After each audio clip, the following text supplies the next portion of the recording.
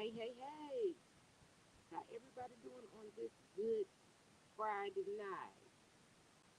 What everybody up to tonight? Let me know when you're in the room. Let me know. Trying to get the screen video.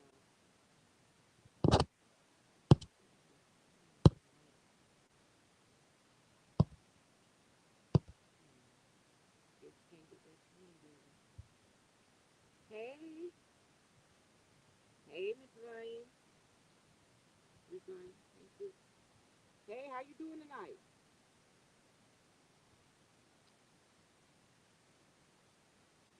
Hey, Miss Ruth. Good evening. How you doing? How is y'all Friday going so far? I hope y'all having a blessed one. Y'all woke up today with self appreciation. I hope, because we definitely know that that is a must. Hey, Rant with Big 50, how you doing? Wait for y'all to come on in here. But like I said, I hope everybody got up with self appreciation because y'all know that that is a must over here. No matter what you went through when you first woke up, sometimes the days don't start off good, baby. But you got control of the ending, okay? Sometimes, we have uncontrollable stuff happen in the middle, baby, but we control the narrative. We're learning this season that we take control of our own narrative, right? Good evening, Dr. Gloria Malo. How are you? So y'all come on, talk to me. Tell me how y'all Friday been going. See, it's been a lot going on out here.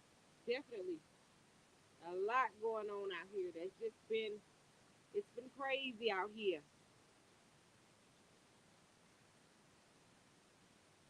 So what y'all want to talk about tonight? Y'all know I always got something to talk about, but sometimes I would like to get a topic from you all just because I want us to actually interact with one another. Sometimes you all may have something that you want to talk about, and I want this to be the place where you can come and also feel comfortable to talk about whatever topic you want to talk about. It's not always about what I want to talk about, okay? Because y'all know what I'm be doing is praising y'all, how beautiful y'all, a hot mess. Yeah, Rand Big 50, it's been a hot, hot mess, okay? Home alone and in peace. I know that's right, Miss Mooch.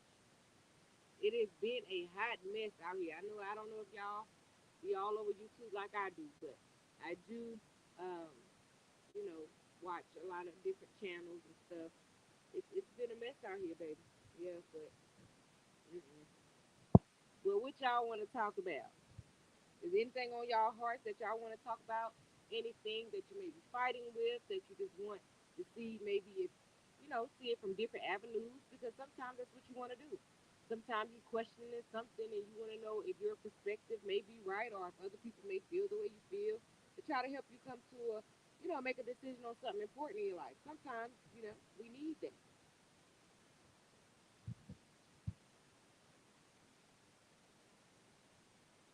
That's why I want y'all to always come up here and feel comfortable to have an open dialogue. It's not, again, not always about what I want to talk about. This is our platform for us all to talk about whatever it is we want to talk about and get input from other people, because people think different, and some people are more knowledgeable in certain areas than others. So that's why I want to just talk about what y'all want to talk about. I think Miss Holla's funeral is next week, if I'm not mistaken. I think that's next Saturday, not this Saturday coming. I think it's the 28th, right? I think she said the 28th. And it's been so much drama surrounding that still. Like, people are a mess. People are such a mess. And they always seem like they come in and intervene at the wrong time. I mean, everybody can have an opinion, but it's not about what you do, it's how you do it. Sometimes you have to think about the other person and how it may affect them before you choose to insert, your opinion. Sometimes, baby, it's a sensitive things that people just, but a lot of people on the internet seem like they just don't have any poise. Anything that's a hot topic, whenever they just want to jump on it when it's hot, they don't think about how it may affect the person that the topic may be pertaining to, even when it's something very, very sensitive. And that's just kind of heartbreaking. But that I guess that's just how the world works. That's just how the world moves. Everybody for themselves, whatever help them sleep good at night, I guess. But that's a bad way to be. That is an awful way to run, or an awful way to live your life. Because when the tables turn and you're in a sensitive situation that you may not want the world to find out and it leak out, you're gonna want somebody to have some grace and mercy for you. So you should definitely have grace and mercy for other people when it comes to sensitive subjects, especially things like childhood traumas or divorce or just family issues. You want to have some poise when you are approaching those kind of things, um, because you never know how it will affect the person that it's about. Everything can't be just immediately approach in an aggressive manner. Some things, you just gotta move a little sensitive with. When a person passes, it gets ugly. Folks forget. We as people work hard to take care of their families. You're right. Unfortunately, when people pass away, it gets ugly, and that's a shame that that's so true in so many families. When people pass away, you would think that would should bring families closer together because it shows that everyone is not going to be here with you forever. So you would think that people would love on each other more, but unfortunately, that is a time that people pull away. A lot of people, even people with wills, people start popping out the woodwork just to see what they're going, what they have in the will, and when they find out what they don't got, they get to acting a fool. Like it be about monetary stuff or materialistic stuff. That be the thing that breaks my heart because a lot of families go through that. Like death, I would think should bring people closer together, not separate them. But unfortunately, even when it's somebody like a matriarch or a mom or a dad or a spouse, oh yeah, it breaks the family to pieces. It breaks the family to pieces. If it's not a tight knit family, during death is when it will show. Because the family will definitely be penetrated during death.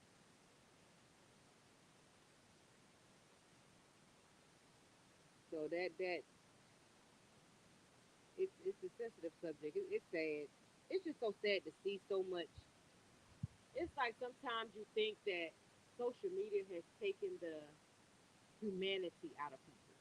You know, it's like nobody really too much act like they genuinely care about one another anymore as long as it's a story. As long as it's something, it's a numbers game, and it's sad, because anything built off negativity will not stand. It just don't. It just won't. It's okay. God will bless that family. Whatever one saw, so they will reap. Even if they, whoever doing negative stuff, should keep to themselves. So yeah, if you don't like it, that's what I said too, Miss Dr. Gloria. Like if you felt some type of way about whatever was going on with that family, it was a time and place for everything. This ain't the time in the middle of them grieving. Y'all could have waited at least till Miss Holly was, buried, and then come up with all if you want, if you felt like I would prefer you not to do it at all, but if you feel like it was just burning your chest to do it, you could at least waited until she was laid to rest. People just don't have, like I said, no voice these days. It's all about whatever some once it only take one person to say something negative and then the whole flock of people feel like they want to now insert more negativity. California in from Fontana, California. Hey Merlinda, welcome. Merlinda Flores. Welcome, welcome, welcome. We welcome you here. No, it's not. I've gone through my mom and just 2 years ago, my grandma. I'm not from a real close knit family, only in the pub. Oh yeah, Miss Moose, you got those kind of family members that only want to love you, so you don't smear the family name. You know those ones that only want to play family when they in the public eye, but behind closed doors they can't stand each other. Don't call and check on each other. Won't do nothing for each other. Only sit back and talk about their family members. Oh, but you have those ones because especially in the African American family. Well, you know what? I'm not. I'm gonna scratch that. I've seen plenty families, all races, do that. Want to save the family name, act like the family's so put together while all the time the whole instead of doing the work to really make sure that the family is together, they rather pretend the family is all together And while they pretending and not really trying to fix it or address the issue, the family just breaking up more and more and more because nobody wants to take the stand to stand up and say we are family. Everybody worrying about how this person may take it or that person may take it, but they don't understand when people are in a weakened state is when they may need somebody to speak up for them or speak up on their behalf. When you see your fellow brother or sister weak, why won't you stand up for them? Even when it's something that as special as a family. Child, life is life in these days. Time ain't waiting on no man. Okay? We are not in a place at this point to keep playing with people and treating people like we don't have to have them in our lives. If you know you love somebody and you would love to see them more, whether y'all fell out or over something or not, don't allow other people's character to dictate the type of person that you're gonna be. If you know you love them and you want them in your life, be the bigger person. Step up. I know we went through this to here, cuz, but you my cousin. I love you. I want you in my presence. Because I don't want the next call that I get about you is to come to your funeral or to identify your body. And then we've never tried to hash out these issues. We just let these issues, we want to be bullheaded and we want to let these issues continue rolling. Because you know, that's how it happens though.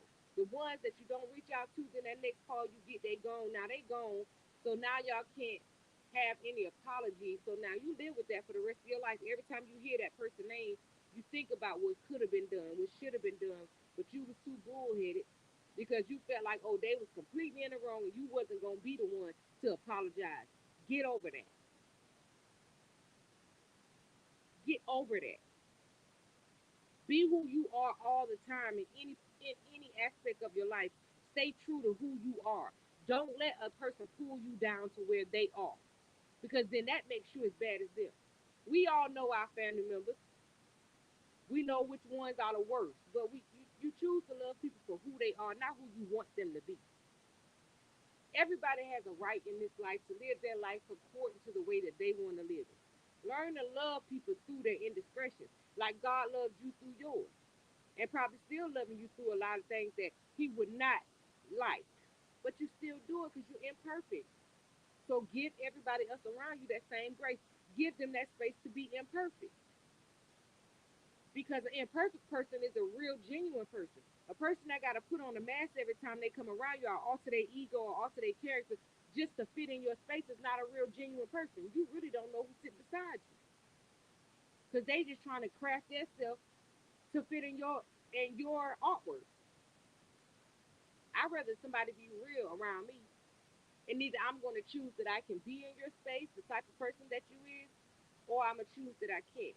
When it comes to family, I don't care who you is, my blood. I don't care. Be who you are. Who am I? I can't judge who you are. I'm not perfect neither. There's a lot of things about me that my family members may not like, but I don't care. I'm who I am. I don't answer to nobody but God. Period. Point blank. Period. You love me for who I am, or if you choose that, you can't take me. I ain't for everybody, and I'm okay with that. I'm 100% okay with the fact that I'm not for everybody, and I ain't trying to be, because everybody don't need me in their space, and I don't need to be in everybody's space, and I'm cool with that. I've just never been the type that want to fit in. I was born to stand out. What I want to fit in for? I'm not going to never dumb myself down to fit in no space. You take me as just like I am, and if I can't add anything to your life, then I shouldn't be around you anyway.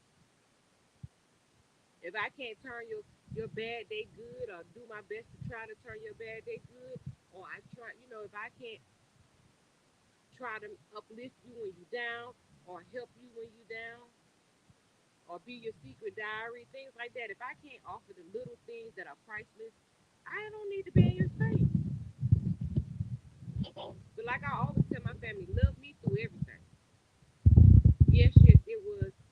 It, it okay, hold on, hold on. Yes, yes, it's what is fearful in my heart. We are commanded to love one another, accept imperfections, just love as we should. That's correct, Miss Mooch. Hey, Miss R. Can you please tell my family that they are so fake? When one passes, they won't come scream and holler. Oh yeah, them the ones that try to knock over the cat. You do it. Let me tell you what. Just like they did you ever. watch the movie Meet the Browns, when they get to acting the food, push him in there. Go on, push him in the hole. Push him right on in there. You remember, if y'all ever watch Meet the Browns when he pushed his sister, the brother pushed his sister there. She said, "You pushed me down in that grave." RJ, what I think his name was RJ. He said, "Yeah, you acting a fool." She all up in the church hooping and hollering, and then get out there to the grave. I always think about, see, it's a lesson in that part of the doggone, like, stop all that foolishness. He pushed his sister right on down in the doggone in the ground after they lowered the casket. He pushed her right in there. Hit the like button, please. Thank you so much, Mr. R. Yes, y'all. I would appreciate if everybody hit the like button. I would really, really appreciate it. And if you are not subscribed, please subscribe. This is, we do our best to keep this a happy place. We open for dialogue, open to talk. Let me ask y'all something. Has any of y'all watched? I know we talked about it before, but have any of y'all actually watched it yet? The Best Man series yet? Y'all, we gotta watch that because we gotta talk about that. It is so many lessons in that first season. Has any of y'all watched it? Y'all know, like, it was a spinoff to The Best Man. It was The Best Man one, The Best Man two, and then now they didn't do the third one as a movie. They did it as a series. Has any of y'all watched it yet on Peacock? Cause okay, so thank you, Miss Mooch. Not yet. Y'all haven't. Dang. All right, so I'm not gonna tell y'all to move, y'all, but y'all take this time and watch it, please. But I'm not gonna tell y'all it. But I'm gonna pull up one situation, okay? So it was one. It's a married couple. Both of them are successful. So both of them all work. They work all the time. They both have dreams. The man, of course, seems like he's kind of it's annihilated. Here, her and Tay Diggs. I forgot what their name is on there. You was watching Christmas movies, Miss Mooch. What their name is on the Best Man? I forgot what their names are, but it's Tay Diggs and Sanaa Lathan. They married, but both of them are successful, right? But she feels so empty. Like he's working, but he try to he's an author in the Best Man. He write books and stuff. But now this is what I'm saying. I said it. I want to tell y'all why I'm making the points here. Okay, so they're financially stable. They both have successful careers, which is what most of us look for, which is what most of us want in a marriage, right? But they still were very, very, very unhappy with one another. Now, if you think back to two, you remember he proposed, she was pregnant, and all that stuff. But they were still 100% unhappy with each other. Now, don't, in the midst of this, just remember that. Remember, he was in love with, he had messed with Jordan before, which is Nia Long in the series, which she seemed like she never stopped loving Harper. That was his name, Harper. Um, to me, I don't think Nia Long ever stopped having a particular type of feelings for him. So that was already uncomfortable. But anyway, she married him anyway. Okay, but they became successful or whatever. Both. She was a chef, and he is doing again still his author thing. But this is what I'm saying. Okay, so this is a husband and wife that's come together. They got everything materialistic in the world, and they're still 100% unhappy with one another. This is why I tell people don't thrive. Don't ever let your life thrive off materialistic stuff, because materialistic stuff will never make you happy in your life. So these two, they were together. They were happy as long as they could be, but they were always clash. She started finding herself becoming attracted to other men. Well, this one particular man, it was only one man. And of course, here go him and Jordan. Now, mind y'all know Jordan is always around again, which is Nia Long, because she's one of the friends. She's one of the friends in the past. So she's always around. So this wife has to become comfortable with that. This woman always been around, knowing that her and her husband had something at some point, even if it was in college, it doesn't matter.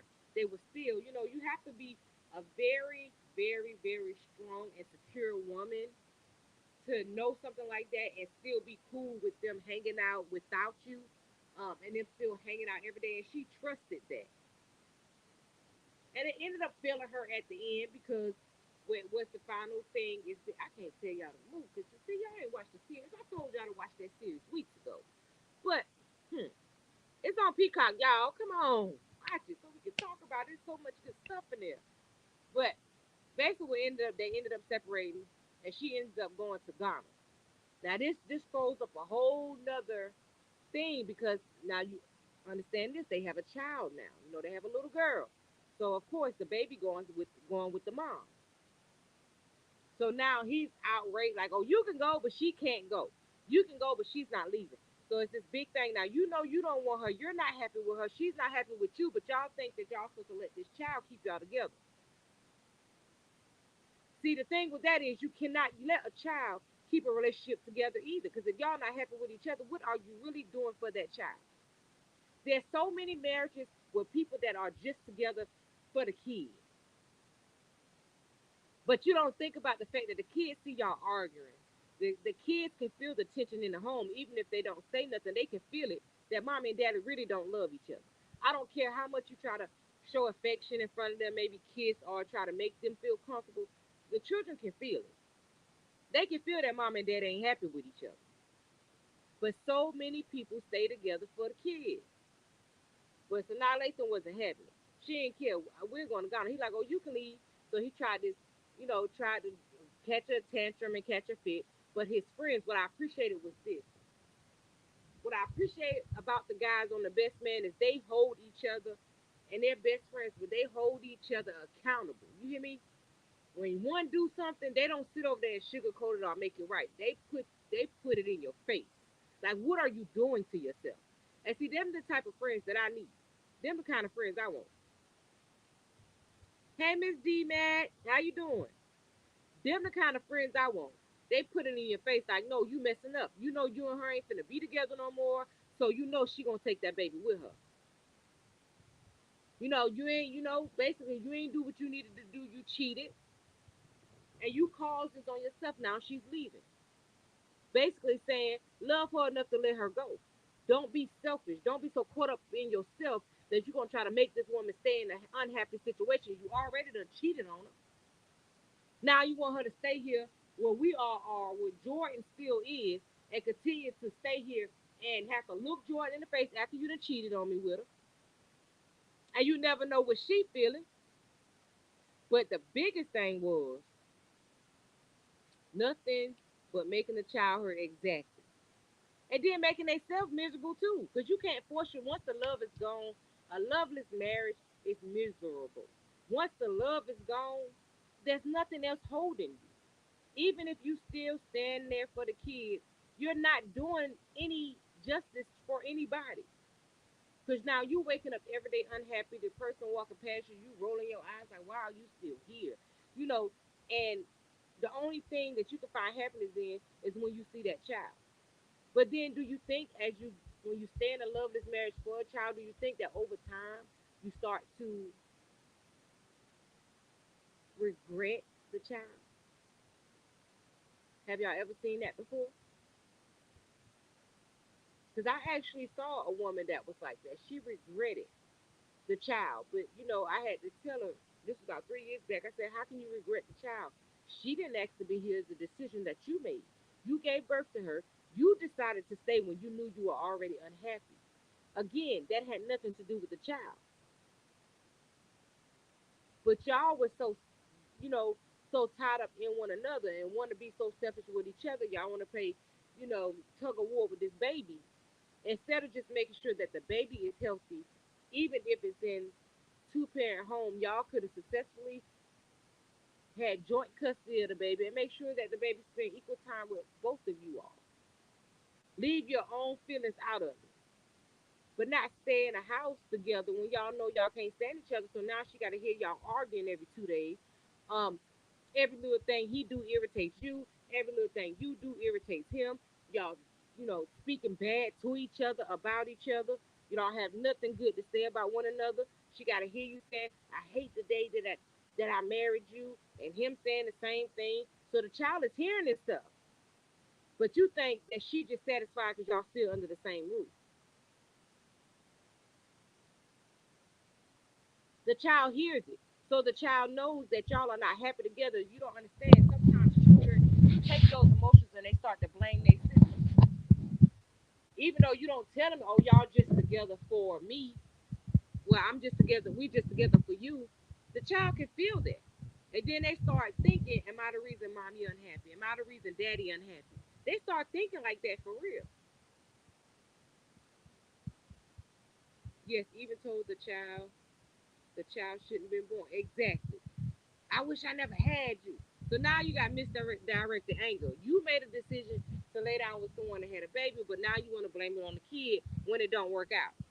Well, you could have just as simply left. But a lot of parents try to do that. They don't want to look themselves in the mirror and hold themselves accountable for staying. You stayed because you wanted to stay. You ain't stay because I asked you to stay. Because I didn't even know that nothing was going on with y'all from the beginning. I just knew we was all in the same house and y'all argued all the time. I didn't ask y'all to stay together for me. That's how the child, like, I didn't ask y'all to stay together for me. Y'all made that decision for me. Y'all didn't even come and see if the child, if y'all set the child down and said, mommy and daddy just are not happy with each other anymore, but we want to make sure that you're always happy. So that means that mommy and daddy would maybe just need to live separately. They don't take the time to do that because, again, kids ought to be, some people still live with that mentality that kids ought to be seen and not heard. So they don't even take the time to go to the child and talk to the baby about what's going on and find out if it could actually work successfully. They just start moving funny and then creating a toxic home for the child instead of just loving the child enough to know that the child deserves to see both parents happy and that you, as a mother and a father, y'all both deserve happiness as well. Don't put everybody before yourself. If you just completely unhappy, what you stand for? I want y'all to watch that series though, but y'all, it's very. And then it shows Lance. Y'all remember he was the one that was married to Mia, which, remember, he was the football player and she died of cancer. Remember? If you watch too, he just went crazy in the series. He just had his emotions all over the place. He didn't know what to do with his stepchild. He just didn't want to feel. But it shows a lot about the fights that people deal with every day internally. He just thought sleeping with a bunch of women and not having any attachment to them or any feelings was going to make him not feel or have to deal with the feelings of losing his deceased wife. See, this is what I be saying just about people that have different emotions and different feelings and don't know how to process them. You go. This is another reason why I say you can't judge people. You never know why somebody is acting out the way that they are. And if you don't take the time to sit them down and try to help them through it, if you're not going to help somebody through a bad place, you definitely don't need to judge them. Either you're going to be a solution or you part of the problem. But if I know I'm not going to reach out and, if you rep beside me and I'm watching you go down and down and down, I'm not going to comment on your situation if I know it's nothing I can do to add to it to try to help you. I don't have any comments about it either way. Even if you come to me and talk to me, I would just probably say, if I had been in that situation, this is maybe how I would. But I would always be clear to let them know I don't know what to tell you to do. All I can tell you is to go to God because He can answer things that I can't. He's a person that you can empty all your troubles down. You can lay your burdens down. And you ain't never got to worry about no judgment. Ask him to guide your footsteps, and he will. Ask and you shall receive. No judgment should be given ever. You cannot judge people because people. I don't know why, even at this day and age, people are not understanding that the life that you judge become your own. I don't know why people don't get that. I don't know how many times we got to scream that from the mountaintop. Good evening, Terry Cody. How you doing? I don't know how many times we got to scream that to the mountaintop, and they still be sitting back wondering why they life going bad. Oh my God, we've been telling y'all this for weeks now. Stop judging people. Because even if it's not that exact same situation, stuff in your life will start to crumble and go bad. And then you wondering why. It's going bad because you think somebody else being at a bad place in their life is something for you to judge. Or you, instead of you trying to offer some assistance or let it fly, because it really ain't, it really shouldn't be no skin off your back. You chose to go in and try to critique it and point fingers and tell them what they doing wrong. You know, people just have to learn. Just love people. Love people for who they are. Understand that nobody ain't perfect. And first and foremost, understand that you not perfect. And you ain't in a position to judge nobody. I don't care how much money you got, what your social status is, how, who you are to the world. You're not. We all live to die. You bleed the same blood I bleed. You could never judge me, and I could never judge you. God ain't make me your gatekeeper.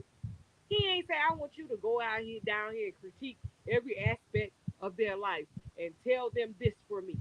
That ain't what he asked me to do. And if he was to ever ask me something or give me a word or a message for somebody, it wouldn't be in a judging way. I know it would. If anything, he'll be just like add this confirmation to her or him. Tell them that I haven't forgotten about them. Tell them I'm on the way for them. I'm gonna make it better for them. Keep them uplifted while they're going through the storm. Hold their hand through the storm.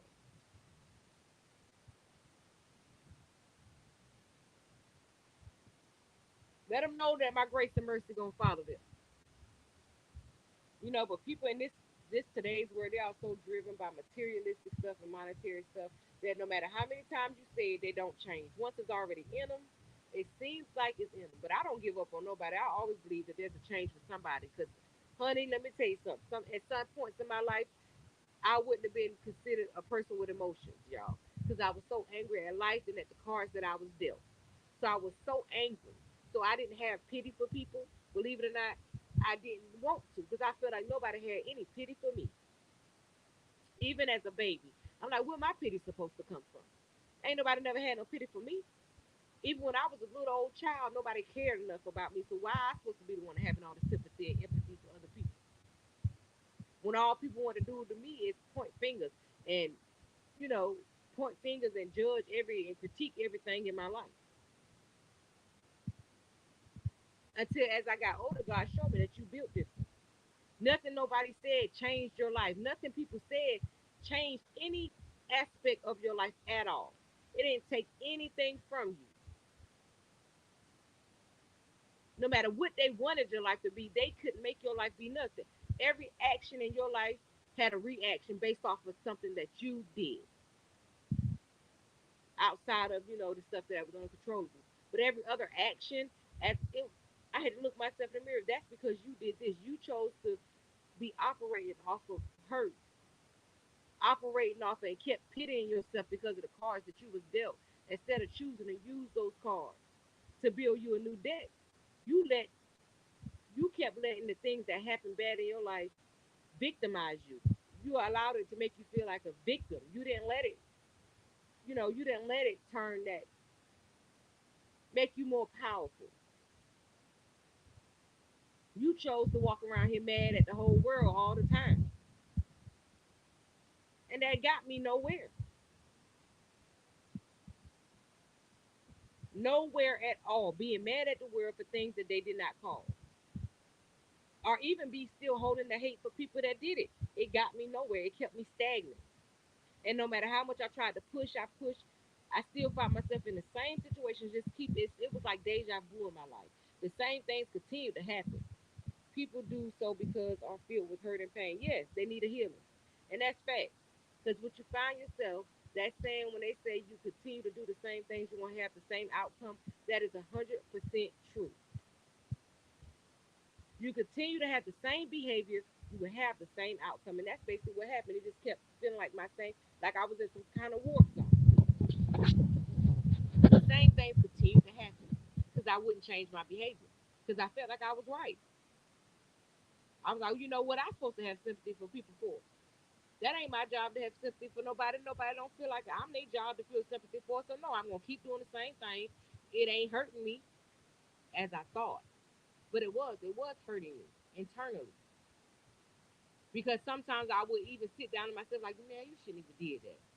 But I would never show that weakness in front of whoever I was doing it to. No, but when I got to myself, I knew it was wrong. But I'm still like, why do I always feel bad and nobody ever feel bad about nothing they do to me? But every time I do something back, I'm the one that feel bad. I could never understand that, and I hated that. Like because I'm like, when they doing something to me, they not feeling bad about it. Why am I always the one that's sitting back feeling bad for everything that I do to somebody? And people do stuff with no to me with no feelings, don't care about how it's going to affect me in no way. But here go me always beat myself up when I get home and I'm looking in the mirror, or I or the days I come home and I can't look myself in the mirror. You know what I'm saying? But with growth, I've learned to stop letting people, the way people treat me, dictate the way that I'm going to treat them. If I feel like I got to do something bad to you, because again, I'm still human at the end of the day, and I'm still in the growing process. So if I feel like I gotta do something, you know, made me so mad that I had to do something to hurt you or something like that, I ain't gonna even be in your space because only I am in control of me, and I can no longer allow people's actions to dictate the type of person that I am going to be, because only I can answer for myself, and they don't have to answer for theirs. Oftentimes, hurt, pain, one don't realize what it does to you. Really, it takes God to show you, but not until you go or stop. Yeah, you got to stop it here. You got to be willing to take that. You got to be willing to take that discipline. You know what I'm saying? You got to be willing to take that discipline with an open heart from God and understand that He's not doing anything, or He's not letting anything that's bad happening to you. He's not doing it because He hates you. He's doing it because He's trying to slow your behind down. He's doing it because, okay, you're doing a little too much now. So now I gotta let you, like a child, stick your hand in the fire and see that it burns. I'm gonna protect you through it, but I'm gonna let you see that it burn a little bit. Because nothing else that I'm doing, I don't care how many obstacles or hurdles I'm throwing in front of you that are just pinching you a little bit. Oh, you still moving. You still moving doing the same thing. So now I'm gonna have to let it hurt a little more this time. When I just saw that my life just kept going in circles and circles and circles, no matter what I do, it just felt like I never felt fulfilled. No matter what I did, I was not fulfilled, and I still feel like it's more that I needed to do, or that I was cutting myself short out of something. I'm like, why is it that even when I'm trying to do right, things just keep going wrong? But see, I was addressing what I was doing right, but I was keeping hidden the things that I was still trying to sneak and do wrong. Instead of just giving myself completely to God and giving myself completely away, I was still, doing the bad. And like I say, even at these times I fall short, but not in the places that I used to fall short in. I'm still under construction. Like I still can have a quick temper if you say something wrong to me, and that's what I'm praying to God to help me control that part of me. What you felt was the grip of rejection. Exactly, Miss Mooch. That is definitely correct. And just feeling like I wasn't worthy. No matter how much I worked hard for something, I never felt worthy of to reap the benefits of my harvest. When good things happen to me, I never really appreciated it like I should because I never felt like I was worth nothing. And the sad thing about me is I felt like that since I was a child, and all the adults around me, nobody made sure that I felt like I was something. And He did. He did. God did. He let me know that you are worthy. You are worthy of everything. You're worthy of all the desires of your heart. I see the steps that you're making. I haven't left you, but you only come to me when you're in a bad situation. Then you want me to help you.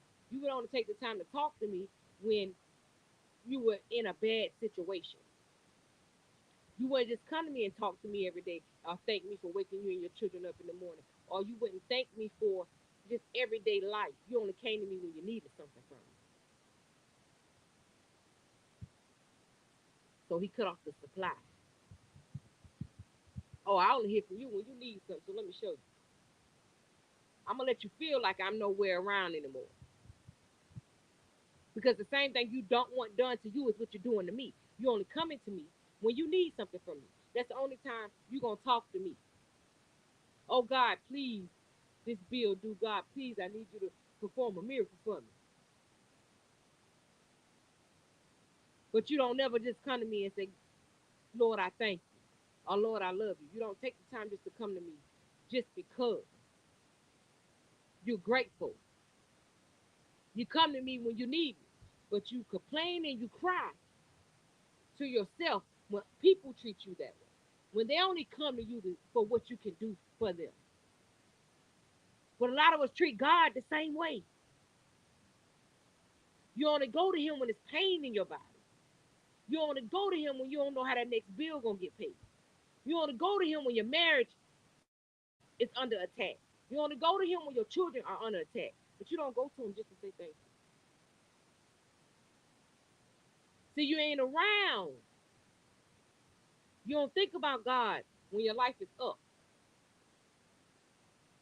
You don't thank him for the harvest, your good harvest that he sent to you sometimes when you didn't even deserve it.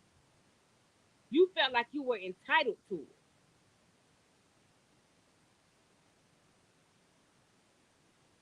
You don't go just to say thank you. You just go to him when you need something. And you expect him to answer, I need something. While you give nothing. You constantly want to receive, receive, receive for him, but you give nothing. Not even a slight conversation. Just to say, not to God, I'm here not to ask you for anything, just to tell you thank you for all you've done.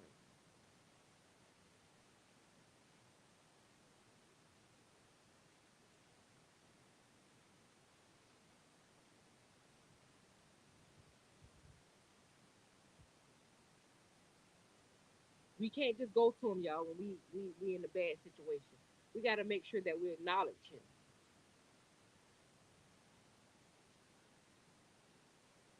and just thank him for life. Like I said, sometimes I walk around and I just be like, thank you, Lord. I look at my kids sometimes and just think, it's just, I learned that he deserves appreciation too. Not only when we messed up, even though we know he gonna come through in the midnight hour. He gets to at a point where he cut that supply off too. And I'm speaking from my experience. And when I changed my ways and I acknowledged him more, my life changed.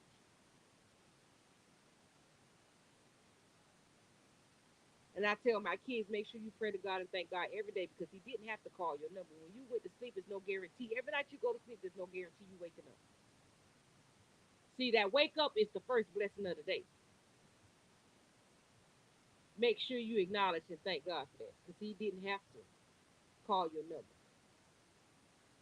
See, that's a blessing in itself. So God blesses us all every day throughout the day. Every breath we breathe, everything we do, it's a blessing because none of it's guaranteed. And in reality, none of us is entitled to it.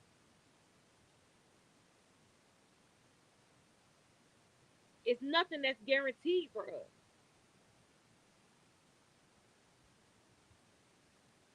We just gotta show God more appreciation. And first, first, and then also we just have to show ourselves more appreciation.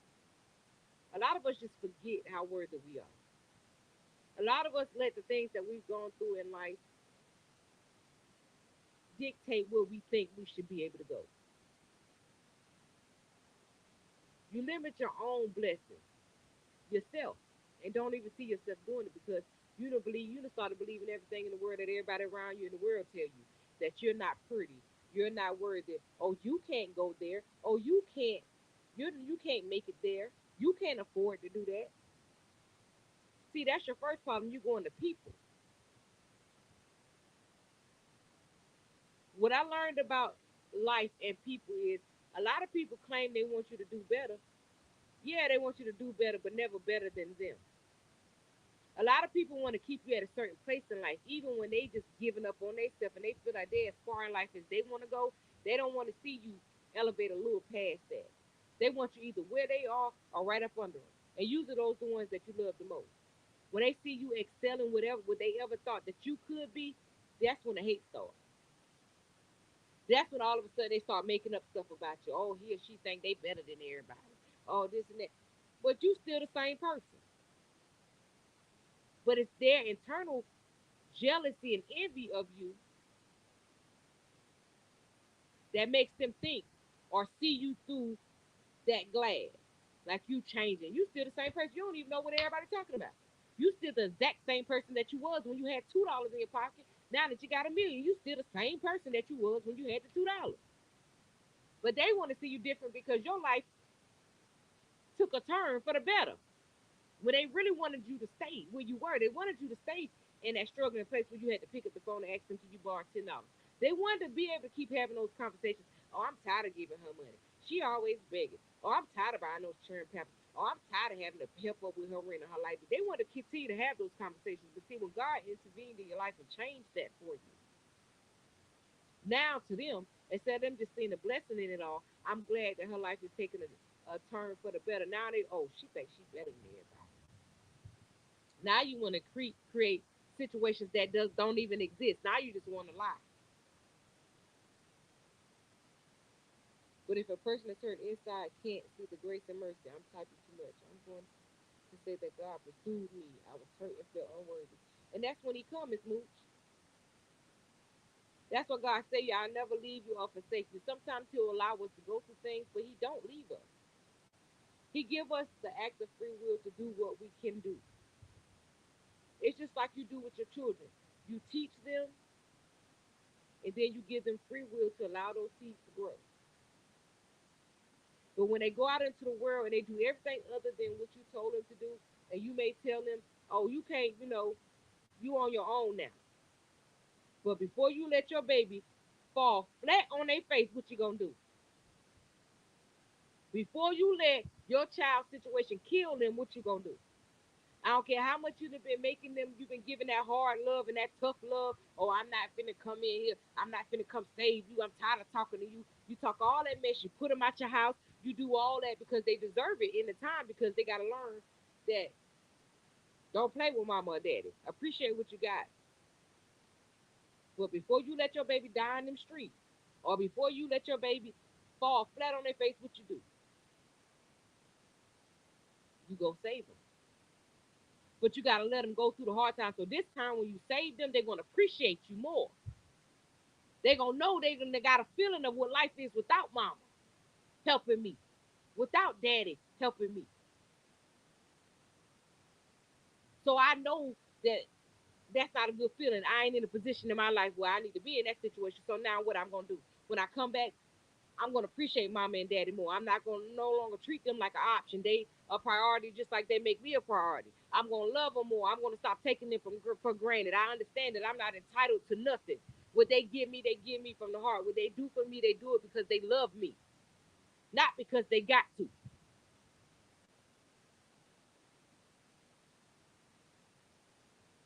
Thank you for this platform. Oh, you so welcome, Miss Dr. Gloria Malo. See, sometimes we have to, even with tears in our eyes, show these kids tough love. So you gotta understand the way that you show your kids tough love is the same thing God do to us when sometimes you go through the worst thing. You like, God, where are you? You told me you'll never leave me or forsake me, but I feel alone. I'm going through the worst part of my life. Where are you? You're not doing nothing. You just let me go through. And then you understand. But no, when I gave you free will to go through too, remember when you was having all that fun out there and you forgot all about me. You only came to me when you made the bad mistakes and you didn't couldn't figure your way out of it. So you didn't care about me when everything in life was going right. You only remember me and who I am when things in your life is going wrong. So see, this time when stuff went wrong, I let you go through. But I was always there to make sure that I pick you up on the other end. But I had to let you feel it a little bit. See that's the hard part of it all, going through. The going through part, that is the part then we all want to make questions. Well, God, if you love me, why would you let me?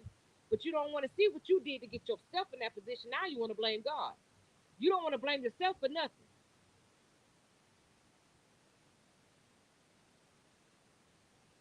Even when we forget about God, even when we leave God, He never leaves us, y'all. When you going through that hell, He's still right there. And sometimes he comes through creeping late in the midnight hour when you feel like giving up just in the nick of time. That's why they always tell you He's an on time God. He don't come when you want Him to come. He come when it's time for Him to come. We all have to learn to endure, stay strong during the test. Your test will become your testimony, but we for sure will be tested. It's a part of life, bad and good. They go hand in hand. Because you did bad things in your life don't make you a bad person. It's just things that you've done in life. God forgive. As long as you ask God for forgiveness, you ask and you shall receive. He forgive you, move on. What you keep revisiting something for that you already been forgiven for? Why do you keep revisiting it? Why do you keep beating yourself up about it? It's done. God's forgiven you for it. Move on. Act like it. Act like you know God has forgiven you for it. As parents, we are the closest people to who God is. No conditions, but we are not God. Sometimes you place them in God's hands to get through. God can do what we can't. And that's amen, Miss Mooch. My boys will tell you that same thing that I tell them. And you know what? At this point, all I can do, you don't want to listen. You want to be out here in these streets. You want to do what you want to do. I'm sick of crying. I'm sick of begging you just to be good. I've taught y'all. I've done all I can. So all I can do is give y'all to God at this point. May His will be done. Ask Him to comfort my heart, prepare my heart for anything, whatever it is. His last decision gonna be. I ask that He prepare my heart, and I leave it there. My boys can come in this room right now and tell you that I told them that. Because how many times I got to keep telling y'all the same thing? How many things that y'all have to see going on around y'all with y'all little friends, people that y'all know, y'all burying friends back to back, back to back, back to back. What is it going to take for y'all to understand?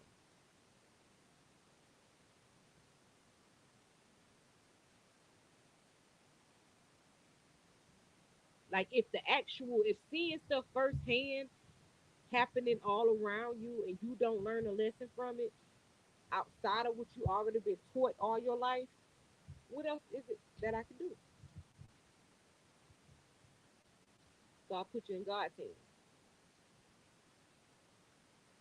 and I let His will be done. And I tell them all the time, you gotta learn, y'all gotta pray for yourself too. God need to hear from y'all. You're 15, 16, 17, 20. God gotta hear from y'all. Y'all know the difference from right and wrong. You know you look to the skies because from there comes your help. Those are the things that I constantly have taught y'all since y'all was old enough to understand. So y'all know where to go. It's gonna be up to y'all to go. Y'all know where to go. The things y'all don't want to talk to me about because God sees everything. You can't disappoint me. Like I tell them, y'all will understand. I may be a little upset at what you do, but I'll never stop loving you regardless of what you do because you come from an imperfect mother. Yes, I get disappointed. I didn't mean to say you can't disappoint me because yes, you can. And yes, you have sometimes. But I don't love you no less. I may fear for you because I know y'all coming up in a way, a totally different era than what I came up in. Children these days won't even get out in the street. They don't have any type of conf, um, conflict resolution training. They go straight to the violence. And most of them these days won't even fight. They want to pull weapons. At 14 and 15 years old, they have no respect for elders. A lot of these children out here, you can't even pull them to the side like you used to be able to do the kids in my era.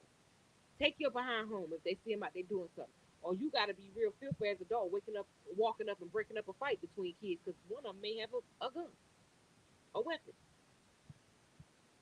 and they may just turn on you and hurt you. Where did we ever think we would come to a place where we live in an era where you have to be afraid of children?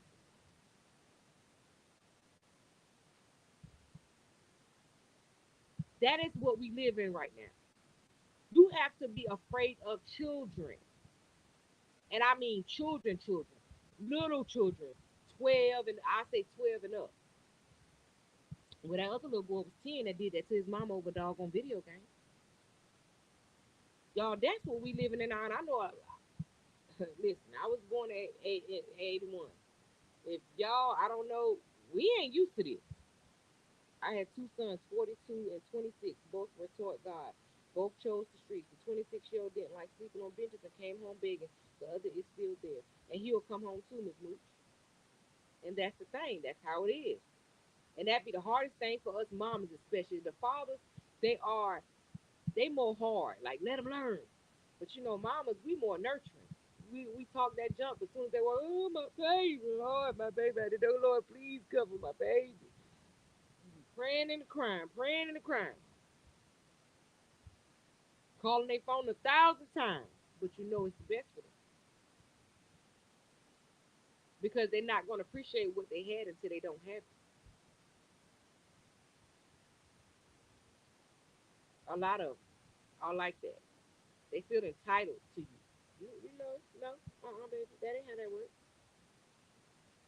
If you ain't gonna treat me right, then why you feel entitled to me? If I'm dispensable in your life, what I mean, why you still around me? And you can't appreciate the fact that first I gave you life. There's a lot of people that make other decisions. You can't appreciate the first thing that I did for you, the biggest thing that I ever be able to do for you. The fact that you standing in my face.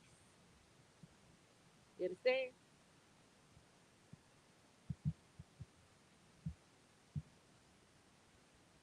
But some of these kids are so ungrateful these days. Some of them are so entitled, and they are just they. This is a different genre of children.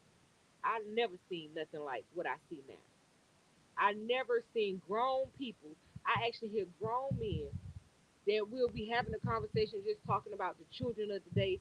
And I hear grown men be like, "Oh, I don't play. They walk up on me. I'm telling you, they out of here." That's heartbreaking. I never heard those kind of conversations when I was coming up. When I was coming up, when I heard the men sitting around and talking about the children, they were talking about wanting to be a part of. When I don't know if they still have, but when I was coming up, they had the Big Brother, Big Sister program. They were talking about that, or they were talking about doing stuff at the gyms with the kids, doing different stuff like that. But I never heard them talk about kids the way I can hear a group of men talking about kids now. They be like, "Oh no, I'm not playing with these kids at all." They walk up on me, is it? It's like that. That's how they feel now. Who would ever thought the world would have changed so drastically that grown ups would have to feel that way about children? They would feel like they can't guide a child. Like it seems like a lot of people in the world are now giving up on these children. Like, nah, ain't nobody playing with these kids. Hey, Lisa Parker, how you doing? Like they not. I'm not feeling like they like. I'm not gonna play with my life like that, thinking I can talk to these kids, thinking I can change these kids. Somebody told me that the other day. Matter of fact, stop trying to save. You can't keep trying to save everybody. You gotta understand some of these kids, you keep wasting your time. Just worry about your kids. You be trying to save all these kids. Some of these kids just not savable. You gotta learn that. Your heart is good, but you gotta understand that these ain't the same kids that you used to. These ain't the same kids that came up with you. The kids you grew up around. And that was when they told me that, it was just like, what? But what do we do by giving up on them? That don't help either. And we all just completely as adults throw our hands up and just like, whatever. I'm sick of trying with them. Just give up on all the children. We don't even know why they so mad. If you haven't taken time to see why a 14 or 13-year-old would feel okay or a 10-year-old would feel okay with pulling the trigger, like, why are y'all so angry all of a sudden? What has changed so much in y'all world from our world that make y'all so hateful? Why are these children so angry? Is it in the air? What is it? But nobody even most people these days don't even want to find out. They don't even care. And I don't think it's so much that they don't want to care. They fear for their life. Grown people are fearing children. They don't even want to take the risk.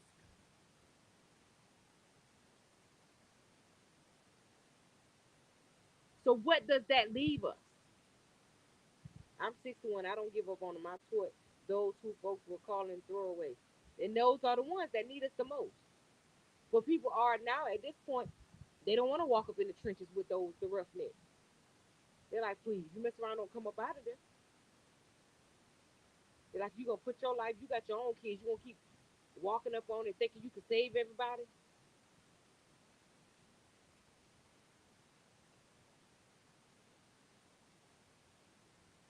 And it's just heartbreaking. I never thought that the world would come to this when adults would feel children. And I don't even think, and I'm not gonna. Well, it gotta be a sense of fear because, like I said, they're not gonna play with them. Like people are carrying weapons, not really too much worrying about other adults. They worrying about kids. If a child try to walk up on me the wrong way, that's the mind frame because so much is going on out here with children. Y'all, it's heartbreaking to watch, and I hope everybody's paying attention to it, y'all. Because not paying attention to it don't make it go away. So I continue to try to love up on children. I let them call me mom. I got 9 original, but baby, if you were in my city, you see how many kids call me mom. You be like, that dog, how many children you got, honey? But I take pride in the fact that I've added a smile. Every child that's come across, I made them smile in some type of way, or I changed their life in some type of way. I let them always know that if you can't talk to your mom and daddy, come talk to me. You can I love y'all. Because I know how I feel to be a child that just nobody in the world gave a care about. But it just didn't make me hateful. It didn't want me to hurt nobody. It didn't make me want to hurt nobody. As far as, you know, physical, you can't save them all. Yep, that's what they say. But they don't forget. They don't forget who showed love. That's right, Miss Moose. But that's the thing. How do you different? How do you know who you can save though? That's the thing. How do you separate them? There's no way to know who you can save.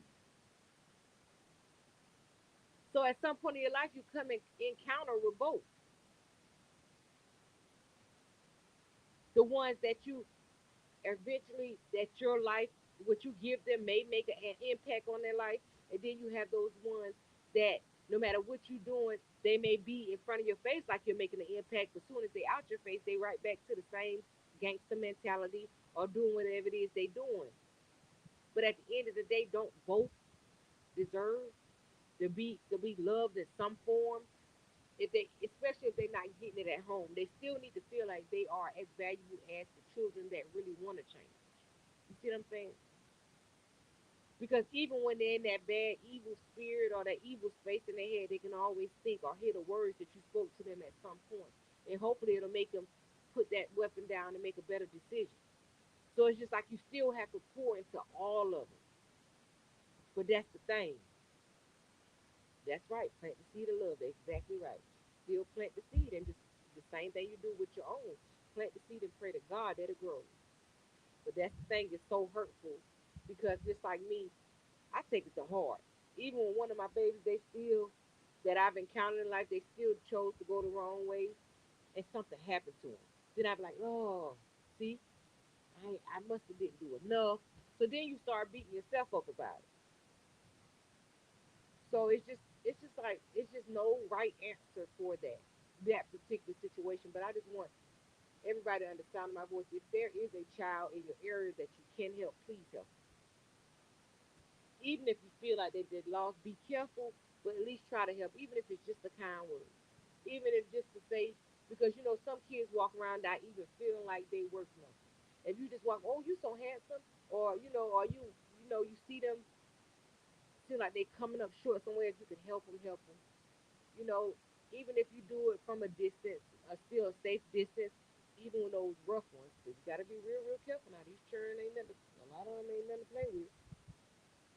But it just can't be so many of us giving up. Because I just see so many of us just done gave up. They're like, I ain't trying no more. This ain't what it used to be. And they just, try to instill that in you. Stay safe. Worry about your kids. Keep your kids safe. But you got to understand. Even if I do, even if you raise your kids the best, they still got to encounter these kids. They got to encounter these kids at school. If they have extracurricular activity, they're going to encounter these kids in the extracurricular activity. They're going to encounter these kids playing outside. They're going to encounter these kids going to the gym. So you got to still understand it still affects you,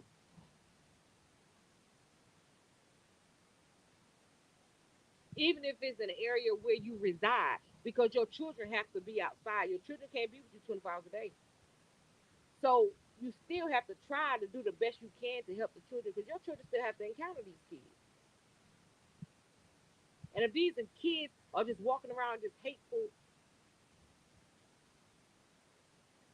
who's gonna keep your children safe when they out your eyesight? So that's what I said. It has to be fixed as a whole because it affects all of us.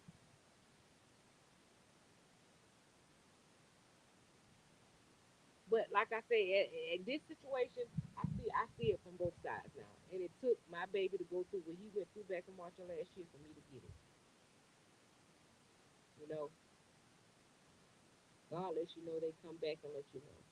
Yeah, but it took my baby to understand, and I still don't know what the messaging that was that happening. Because even that little boy, somebody that he had to ran away from home before, and I didn't find out until what happened, what he did to my son. That it had been a night that he ran away from home. They said they snuck him in his room, in their room, and they let him stay here. When he ran away from his mom's house to make sure he was straight, he wasn't out in the cold, and he still turned around months later and shot my kid. So I'm just like, and they always say, "Ma, we don't like."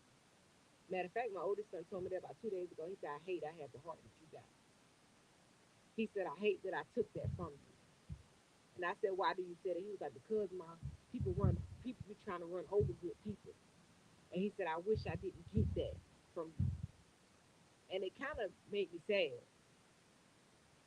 Like, why why do you hate the fact that you just will help people? But then he gave me some scenarios of what he's done. He's like, "Mom, just like you, when everybody need a place to stay that I know him, I give them a place to stay. They come in my house, they do this, do that, do that." He just giving me scenarios. And then he's like, "But Mom, I've seen you do it all my life. Even though you had a bunch of kids, every time somebody needed a place to lay their head, you let them come in the house and you let them come with their kids or whatever, whatever." And he was like, "And now I do the same thing." And he was like, "And I see it." He was like, "And I remember I used to sit back and watch you get ran over, and I used to always hate it." And he was like, "But I got that from you, and I hate it." And like, well, son, you got to understand, you don't look for when you help people, you don't help people with the expectation of getting something back. You help people as much as you can, and you let them go. But understand this: I know what you saw coming up, but understand, Mama a little different now. You got to understand, Mama was giving everything to everybody, and Mama didn't leave nothing for herself. So now I'm telling you, the new mama, you grown and gone now. You in your own house, so you don't see me 24 hours a day. Understand, your mama now know that you got to keep a little bit for yourself. So mama now know if somebody in your space and making you uncomfortable or giving you bad vibes and not appreciating what you got and what you're giving them, send them on about their business. So see, mama not as the same person that you remember. Mama not the pushover that she used to be. That ain't who mama is no more. And he asked me a scenario. He said, "So do you think it's okay?" That's your house. Yes, it is. And stand on it. Do it. Feeling that you did all that you could. You, it's the difference between when you helping somebody and when somebody taking advantage of you. And now, mommy know the difference. So now, let me go ahead and stop this right now while you breaking down in the midst of it. Let mommy tell you right now that it's okay to tell people I can't help you no more. I've done all I can for you, and it's okay now. So I did have to teach him that part of it because him thinking we're just seeing who I used to be, always giving, giving, giving, giving, giving, giving, giving. Even when I'm drained, I didn't even know my baby was doing the same thing. giving, feeling uncomfortable in his own space, feeling uncomfortable, with what he do, and just feel like everybody just taking, but nobody is there to refill him. So I said, let me teach you this lesson right now, so you won't be get as old as mama and have to go through what I went through by letting everybody drain me dry. Let me go ahead and cut this off for you right now. And this is the time I think God brought you to me to have this conversation with me. So let me know it. I need you to meet your new mom. You need to tell your mama what you got going on, and she got a message for you. And it made him feel 100% better. Like, okay, so now I don't feel like I gotta do this now. Now I know that it's okay to give what you can, and then that's it. You don't gotta just keep giving. No, no, you don't, son. You don't. You can go ahead and cut that off. You done did your part. That's all you can do. There's a difference between helping and hindering. When you hindering a person, you're not requiring them to still, while you are helping them, still try to do for themselves too. You're hindering them when you're just giving them everything, and they're grown and they're not trying to do nothing for themselves. That is a hindrance. That's not helping nobody. So it made him feel better, so it made me feel better. And I'm glad he decided to come to me before it got too bad, because I could tell wherever mindset he was in, then he was sick of it. So I'm glad he finally opened his mouth and said what was going on. I knew when he came around, he started seeming a little different. He was, less talkative, but he would still come around. And I just didn't know he was holding that. Like, you always just want us just to help people. And I'm sick of it. I don't like where it got me. I told him, you don't have to be me. It's not mean to tell somebody you can't do it. You can only do what you can do. It's okay to tell somebody I can't do it. I'm not in this space. I want my house to myself. But you can still help them with other stuff. But you don't gotta feel uncomfortable or feel like you're a bad person because you gave somebody a time frame to get this stuff together, because you know how long it would take if you really trying to, to get yourself together and get a foot up in the world. If you really trying, and I see you trying, then I'm gonna continue to help you. But if I see you getting complacent just because I'm helping you and you ain't trying to do nothing for yourself, oh no, no, no, baby, I can't help you no more. This help has come to an end because I ain't doing nothing for hurt you. You gotta just know the difference. But y'all, I enjoyed our conversation tonight. May your today be better than yesterday, even the day almost over. May your tomorrow be better than today. You know, every day that God blow that breath in your body, you're one step closer to your season now. Don't fumble yourself worrying about the world, y'all. I enjoyed y'all tonight, even you, Miss Mooch. Let me go ahead and call Miss Mooch out, because she was the one that was more active than any of y'all. I appreciate you, Miss Mooch. Y'all gotta get on the bandwagon, y'all. Come on, we gotta have a conversation. I want y'all to talk to me too. We here to talk to each other. Miss Mooch, you executed that plan. I appreciate you. It make it more interesting when we talking to each other about what y'all just want to talk about too. It make it way more interesting, y'all. Come on now. Tomorrow gonna be better though. Tomorrow gonna be better. Tomorrow gonna be better now. Y'all have a good night. And I'm out.